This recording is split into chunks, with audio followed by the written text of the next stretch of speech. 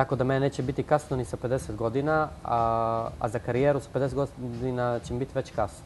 Da. Jer sam muškarac i mogu tako da razmišljam, dok curama isto tako ne preporučujem prije 30. godine.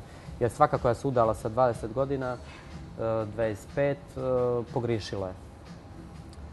Znači, ili se razvela ili ima loš brak pa mora da trpi zbog djece. Uglavnom je malo je sretnijih brakova danas, a samo iz tog razloga. Jer nezreli uđu u brak. Evo jedna ovako, da kažem, ozbiljna poruka mlade dame, pa vidite da li ćete biti zauzete ili same. Pa, zašto se Italijanke ne udaju prije 30? To je u Italiji.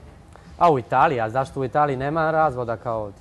Pa sad, iz tog veća je populacija, populacija, veći je broj ljudi. Ne, uzmimo dio Italije. Ali kod nas je bolji struk i grudi. Jer kod njih su na raju samo su neke cure iz stranih zemalja. Vrlo je malo Italijanki, sam znaš. Pa jeste, ali su po tom pitanju jako pametnije. Da. Reci mi, da li podržavaš ove interesne veze zbog para, da se tako izrazim? Zašto ne?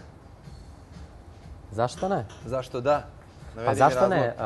Pa obično interesne veze, ako je, evo nebitno, muškarac ili cura imaju novca, a druga osoba ne.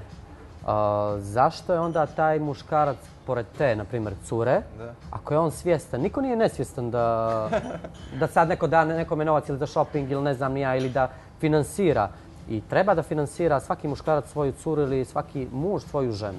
Takozvani sponzor, kako bi mi rekli, jel? Zašto da ne? Ako su oni već u vezi, ako su oni u nekoj, da kažem, emociji imaju i u ljubavi. Na leasing. Zašto da ne? Na leasing, znaš, ližu sladoled leasing. Zašto da ne? Ili cura sutra momka da finansira ako ona ima. Zašto da ne? Šta, sad ne odgovara, naravno, u Crnoj Gori ne odgovara ako curu finansira muškarac, a muškarca kad finansira žena, to je njima sve normalno. Ama daj. Zar to nije isto? Samo mi reći, znači, siromašni momak izlazi sa curom koja ima novca, on je iskoristi i ona ispane ovca, je li tako? A ne iskoristi, ali ako su u ljubavi, zašto da mu ne pomogne? A to da, svakako ta neka podrška. Ja sam za to. Reci mi, da li si momak za jednu noć? Jes. Kao sve Aleksić, iskoristi moje mane. Nisam zaljubljen, nemam veze. Znači, jesam. Nema veze. Pa nemam. Nema veze što nemaš veze. Pa to je najljepše tako, zašto da ne? Kaži mi najegzotičnije mjesto na kojem si bio i na kojem bi da pođeš? Na kojem sam bio? Pa ne znam baš. U stvari znam. Znam, sad kad sam bio u Londonu, znači u jednom gradu pored Londona, primorski grad na 40 minuta, fenomenalno je bilo. Baš fenomenalno. I tu bi volio, znači, svako ljeto po 3 mjeseca da živim. Toliko je lijepo. A koje bi volio da pođem? Pa volio bi iskreno da pođem na neko malo modernije selo, da tako kažem. Jel? Na primjer? Pa, što znam. Samo da je selo, znači, baš selo. Jel? Da je planina i ne znam ni ja. Ima tu neka planina da je hladnije i to ljeti. Ćemo da idemo opština Plav Gusinje, tamo ti je to provod. Ali Pašini izvori. Pa izvini, znači opština Plav Gusinje, naravno ne sad u Gusinje, ali neko selo pored Gusinja, zašto da ne? Ja imam kuću u Gusinje. A zašto da ne? Možemo tamo napravimo žurku. Evo ti njega sa žurkama, kažeš mi egzotično mjesto, ti odmah sa žurkama. Kakve veze ima žurka sad egzotično mjesto? Valjda je egzotično mjesto da odmaraš, da uživaš. Pa jeste, ali možemo li ona grupa s Facebooka što ima situacije kao da je casting. Da napravimo neki casting tamo. Šalim se. Ja sam jako normalan, prirodan momak i nisam zahtjevan.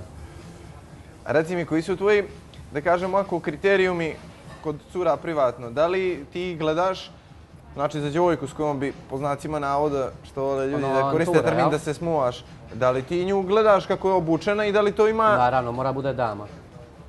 Pa ne, da li njen styling igra ulogu tome da li će nešto biti? Ako je dama, ona mora da ima svoj styling. Ne mora to bude styling po mom meraku. Znači, ako ima styling, ako ima stila, ona će imati svoj styling i ona definitivno će biti dama. Bitno je znači da ima stila, ti baraba, ona vila, jel? Pa tako nešto. Mora imati stila. Reci mi, da li se nekad desilo da bi joj dao 1 za styling, ali da bi joj dao 10 za nešto drugo, jer je trajalo dugo? Ne. Nikad, Ne. Jer nikad ne bi mogla da me odvede, znači, koja nema svoj stil i svoj styling. Da li ponekad praviš takve izuzetke i ideš li često kod tetke? Kod tetke nisam bio, vjeruj mi, evo 2 mjeseca i ako bude ovo gledalo, ubit će me. Ja? Ali evo, obećavam da ću doći. Dobro. Stalno obećavam, ali nikako da dođem. Ali poći ću. Eto, naravno, moramo malo da se taknemo. Rodvine, da li si porodičan tip i da li voliš neki sportski auto ili džip? Više džip. Jel? Više džip nego sportski auto. Zato jer ima više mjesta. Ili džip ili neko baš malo auto. Iako imam fobiju od volana, ne vozim, još uvijek nemam položen vozački. Zašto od volana? Pa tako, znači nemam osjećaj za Jer sve desnu ide u stranu krug, kad a? vozim. Ne, nemam osjećaj za desnu stranu kad vozim. Jel? Ne, baš nikako. Ali džip mi se sviđa mi se džipovi i mala auto, baš vrlo mala auto, interesantno. Da bi ti desna strana bila jača, onda nađi nekog seksi suvozača. Čisto da ti govori. Taj seksi suvozač neće bi se sprcao sa mnom, slobodno. Misliš? Ne bi preživio, vjeruj mi. Kaži mi, da li Šalim se, paziš... ne volim da vozim. Da li paziš na frizuru i tako te neke Nikad. stvari? Da li pratiš modu što se tiče frizura, eto, brade i tako toga? Pa, što se tiče Da li to brade, po ne. tebi spada Bradu u nosim stil? već toliko godina i rijetko, možda 2 puta godišnje se obrijem potpuno. A što se tiče frizure, da, ali uglavnom, vjerovali ili ne, znači od ljudi, mislim momaka, kako kažem, iz inostranstva koji stvarno imaju stile i koji su u svojim zemljama neko i nešto, tako kažem, u čijem stilu se možda i ja pronalazim sebe. Obično od njih, ako vidim da je dobra frizura, pođem i ošišam se. Ali isto tako ne vodim mnogo računa sad, znači koliko ću da nosim ovu frizuru, izašla nova frizura, moram tako da se ošišam, ne. Da li paziš na ishranu i šta voliš najviše da jedeš? Nikad ne pazim na ishranu, nemam problema sa gojenjem, čak brzo mršam, čim ne jedem redovno, brzo izgubim kilograme, a volim uglavnom da jedem, pa ne mogu kažem sve. Ne volim sir, ne volim jaja, ne volim čisto mlijeko. Doslovno možda ovako vitik i mršav. Mogu mi, trebalo bi više da konzumiraš jaje, puno su proteina. Kako ću kad ne volim jaje? E pa dobro onda. Uglavnom onda nećeš previše ni obraćati pažnju na meni, pošto definitivno ćemo, evo ako može, kamerman Vlado da... A što mi ćemo da ručamo sad, jel? Da zoomira pintu, da, promovišemo znači predivnu kuhinju ovog lokala koji se nalazi na Cetinskom putu od 1 do 3, jel tako, gospodine Željko? Evo, nisam pogriješio, znači preko puta Delte, dođite u pintu, da probate razna... Da, preko puta Delte, tako, mogu ja slovno da objasnim, odmah smo ga našli.